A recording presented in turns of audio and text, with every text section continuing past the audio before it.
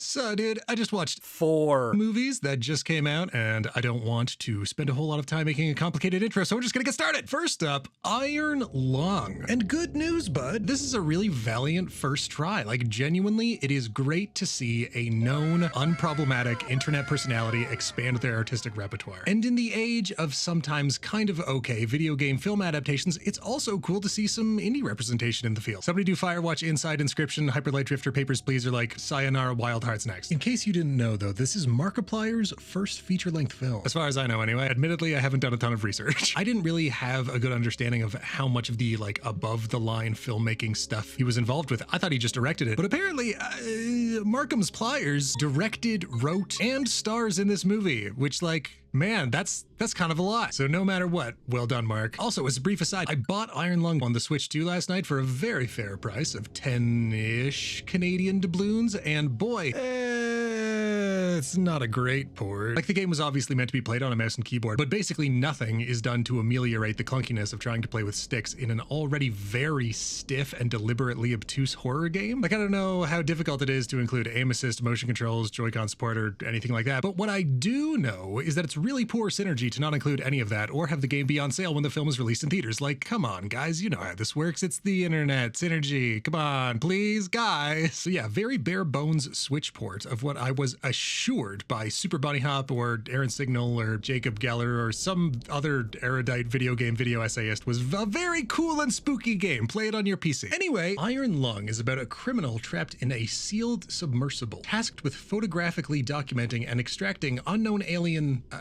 stuff from a sea of blood, theoretically in exchange for his freedom. And good news, the movie's fine, for real. Fully not cringe, and probably best to see it in theaters as soon as possible if you're gonna. Because horror movies, and also just, you know, films with like this level of grassroots excitement around them, those are really good in the theater. Just go see it. Support Marcus, go to the theater. The film does feel suitably claustrophobic and dank, but there's maybe a little bit too much talking, even from the small amount of the game that I played. I know that part of the disquiet of the situation is caused by the innate loneliness. But in the film, that's replaced with Mark arguing with a voice on the other end of a speaker, declaring his dissatisfaction with the situation, or backstory that doesn't really significantly influence the story of the film in any way. And through this backstory, we find out that Mark's character is known as Simon the Butcher, and honestly, if I was casting this movie, I would not have cast Mark in that part. He's not giving butcher. I can appreciate in some ways that there was a desire to make the universe feel like it has a little bit more depth, and while these story elements certainly did add stuff to the script, again, they didn't really amount to very much, and frankly, I feel like film probably would have been better if they had just been like left out. We could have focused on like the loneliness. But also, it's the man's first feature-length film. Perhaps there was a slight lack of confidence, and a lot of us see a lot of movies and TV and whatever else with a lot of talking. But actors saying their lines has never been the totality of any movie or TV show or piece of art or media. That isn't even the totality of an actor's performance. Camera work, sound design, lighting, and editing all have kind of just as much to do with what a film ends up being as acting and dialogue. And since the writing was never going to be perfect, I think it probably would have been better to be, you know, maybe a little bit more cinematic wherever you could. Unfortunately, or fortunately, depending on what you're looking for from this film, I would say most of its constituent parts are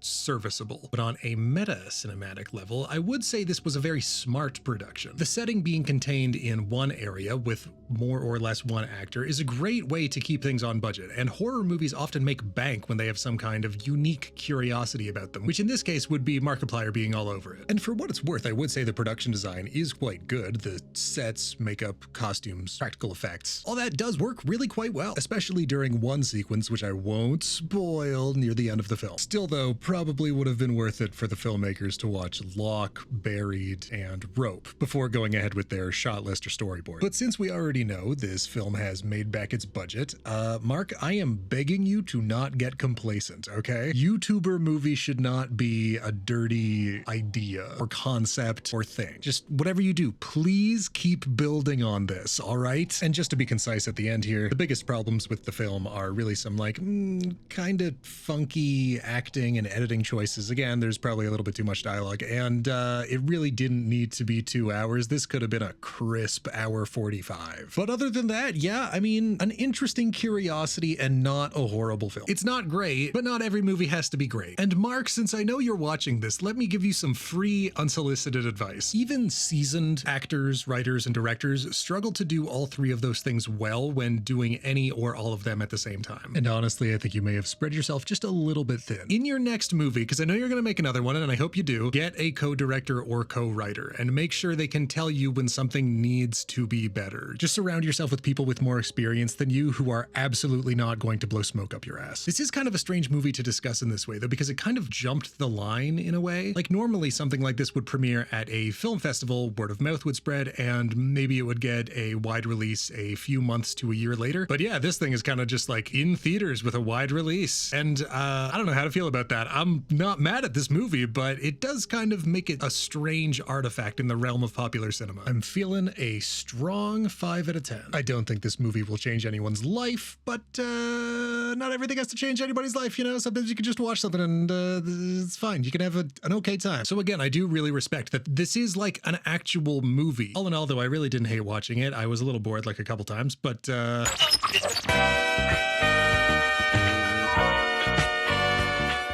Goat. Going into this, I was definitely expecting a lot of animal puns, and I'm going to try desperately not to compare this to Zootopia, but in case anybody needs that, here we go. We'll just do it right now. Goat and Zootopia are both about small, herbivorous, minority-coded anthropomorphic animals trying to make it big as the first of their species to excel in a highly dangerous profession. Ultimately, they are chastised and looked down upon for their stature and perceived ineptitude, but with the help of slightly more threatening carnivorous creatures, they achieve their dreams and upend the status quo for the better. There's probably more than that, but you know, whatever. Really wasn't expecting much from the trailers for this one, but Sony Animation has also kind of been killing it lately. The Sputterverse, K-pop Demon Hunters, like, I don't know, they could do the Emoji Movie 2 at any time, but there is reason to believe that Goat could be cool and perhaps fun. After all, who doesn't love an underdog story? A spunky little guy wants to ball with the big dogs. We can all relate to that. And that's also all you're gonna get out of me in terms of a plot synopsis, because ultimately this movie is kind of just a sports movie. It's pretty formulaic, it's not trying to trick you, but I think what it lacks in novelty, it makes up for in style. And in fact, I would say the bigger problem with the movie is that it's pretty surface level, to which I'm sure there is at least one person watching this right now who would go like, oh, well, what would you expect? It's a stupid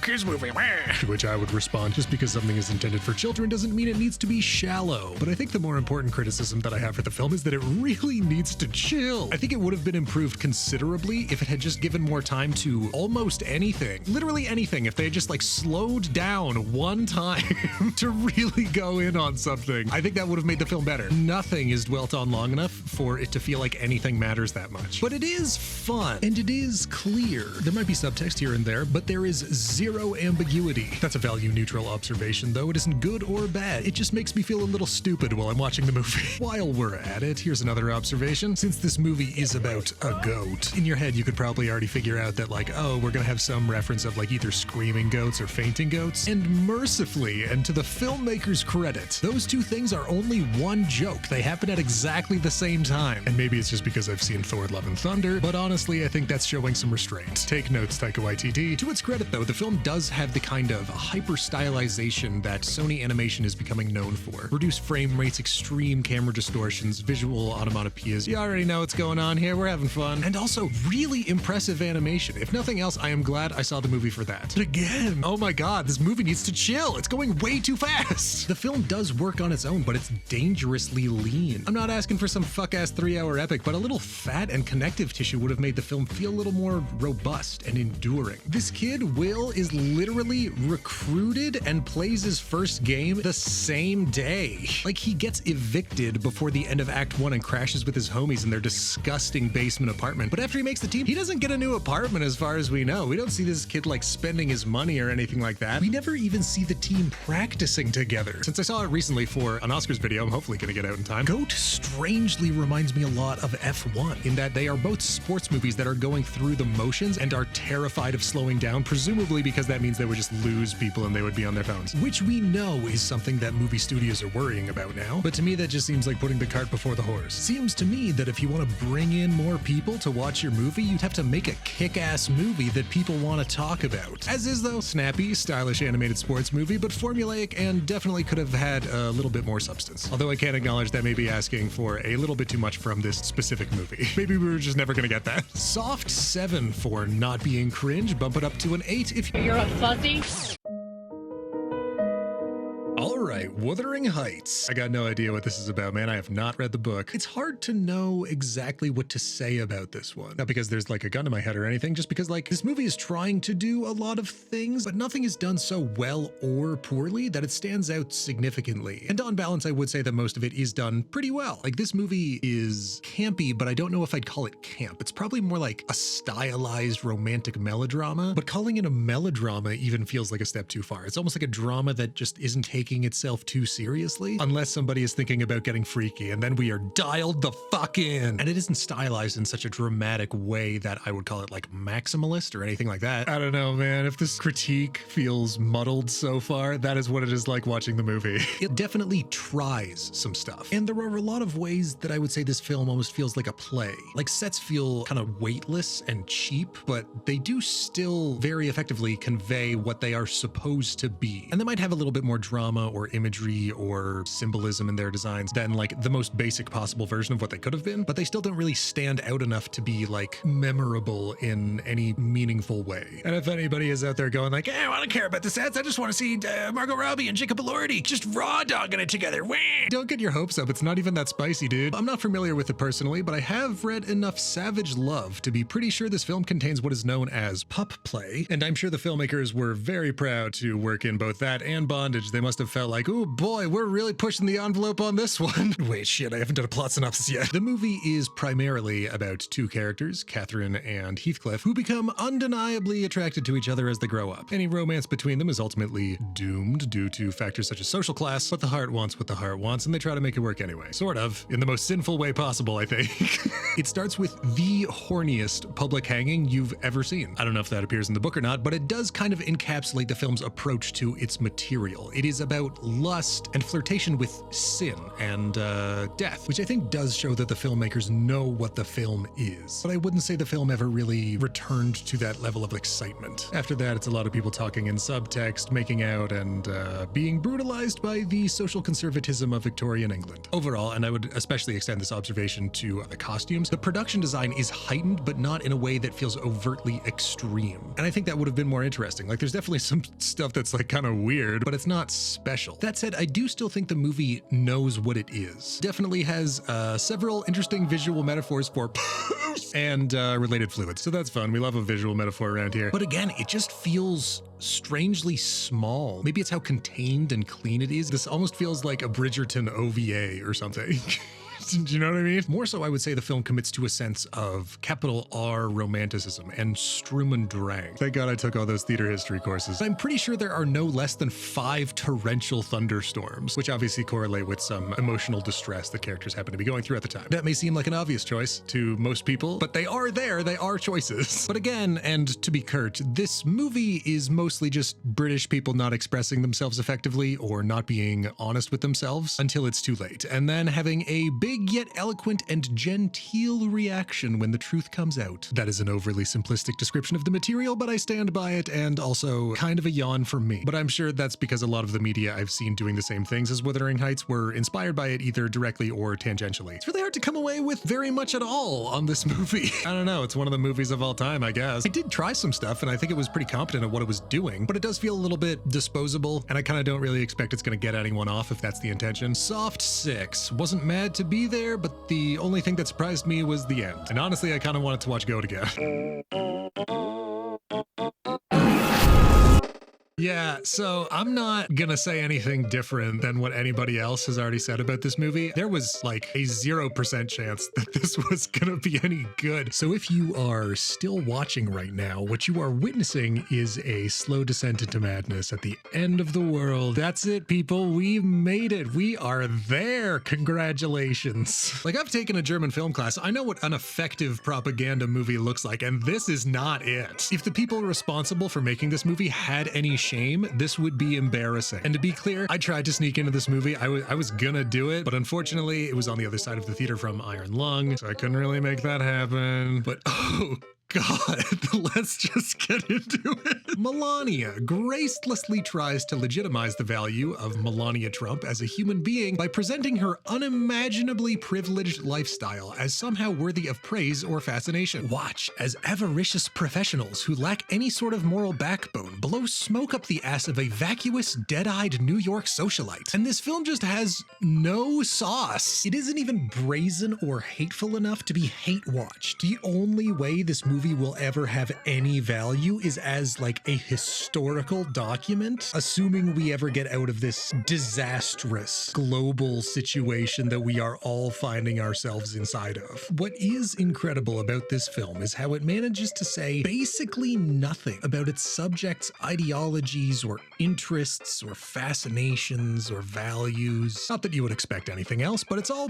pretty much just like lies and hypocrisy. Like Melania will have some narrative passage about, how proud she is to be an immigrant or something like that. And then like, oh, whoops, turned on the news. Yep, ICE is still in Minnesota, rounding up and deporting anyone who doesn't look or sound white enough. Interesting. I would say this is hypocritical, but I think we're kind of beyond that. Supposedly, this is supposed to be like, 20 days in the life of Melania. But like, okay, what's up with the interview with some random Israeli hostage survivor? What's going on there? In my new film, Melania, it was very emotional. You would do that if there weren't any cameras on, Melania? Okay, yeah, no, I definitely believe that. Then again, this film definitely isn't made for me. It's made for the kind of fucking morons who believe in stuff like trickle-down economics, or that their lives and America suck because of immigrants instead of like billionaires. And furthermore, I don't really think that Melania Trump cares about what's going on in Gaza. It isn't really sad or funny or anything watching a film so desperate to humanize an inhuman person by having her go through the motions of like pretending to express grief or working hard or witnessing unimaginable destruction. But everything she does just seems fake. Unless she's talking about fashion. It is important to nurture children and provide them with the means to succeed. Yeah, sure. Which children, Melania? Because I'm pretty sure a 5-year-old was just like deported, right? Like, are you fucking kidding? Which is to make no mention of all of Melania's connections to Jeffrey Epstein. Also, in case you weren't aware, here's a picture of the man who directed this movie sitting next to a man who definitely killed himself. So yeah, in case you were wondering if Brett Ratner was looking for a fucking pardon in case anything ever comes of the Epstein files coming out, you have your answer, I guess. Quite frankly, the film is mostly concerned with tracking the progress of her outfit for Trump's inauguration as if anyone fucking cares. And then just montages of her and people in her orbit traveling, having meetings, making a show of observing rituals, just revealing nothing. Watching this fascist propaganda, you get the impression that Melania is one of those people you hear about that lacks an inner monologue. Like, obviously a film is a piece of art that is heavily edited for all kinds of reasons, but if you're making a documentary about a real person, presumably your audience is going to be interested to see and hear what seem to be their private thoughts, something crucial about their character that motivates them, informs how they move through the world, and hopefully reveals a side of them that you didn't know was there, gives them more dimensionality, and makes them a little bit more like everybody else, a little bit more relatable. That shit ain't in this movie because, again, Melania is devoid of thoughts, and nothing would be lost if she were to not exist. Genuinely, if Trump right now divorced Melania and married a dude, his evangelical supporters wouldn't even care that Trump was gay now. They'd just be like, oh, well, great, another man in the White House. She is a prop in Trump's shallow pursuit of attractive women with so little dignity that they'd overlook him being a pedophile, because if he wasn't married, he'd look like a loser in front of the median American voter. Genuinely, I wonder how many neo-Nazis appeared on screen in this movie. Everyone should do what they can to protect our individual rights, because no matter where we come from the same shared humanity. Cut to liberals carrying guns in Minneapolis, you fucking cowards. Like, this is really the problem with giving conservatives any amount of room to talk. The lies are so brazen and constant, you'll drive yourself insane trying to like address all of them. I really didn't have any expectations to the contrary, but it's kind of incredible how sanitized the film is too. Like, we know that this is one of the most evil, incompetent, fascist, corrupt presidential administrations ever to exist, but none of the messiness that is implied by that is present on screen. Like, I want to see Trump shitting himself in the Oval Office, and I can see that on CNN. I want to see Stephen Miller throwing a tantrum in the Situation Room. I want to see Melania criticizing one of her stylists until they cry. We know these are horrible people, and that's what I want to see. That's more interesting cinematically. But that's not what the movie is for. The movie is for plausible deniability for the biggest idiots on the planet. All the narration that Melania does in the movie is so unbelievably wooden, except it's completely believable because you've probably heard her talk before. But just like, I felt the emotion. The day was so rich with meaning. I love better. Oh my God. I wish I could dunk on this harder. I wish I was witty enough to be like smart in how I was criticizing this movie, because it would be so fucking cathartic. This woman also appears to have absolutely zero friends. Like, no one who doesn't work for her has anything positive to say about her. This is a commercial for someone who doesn't matter and never will. For someone who, if you stood next to them, you would hear the wind whistling through their ears. Genuinely, this movie could have been made by AI and it would have cost less and had exactly the same amount of substance. I'm so glad people aren't seeing this. Don't even see this as a curiosity. It's just nothing. This movie is the emptiness. It is the void. Absolute zero for all kinds of reasons. Bring back but only for rich people. And that's all I have to say about that. Thank you for watching. I'm going to get out of here. We don't need a long-winded outro, whatever. Have a good day. Have a good life. And I'm going to try to do an Oscars video. Stick around for that. I love you. Goodbye.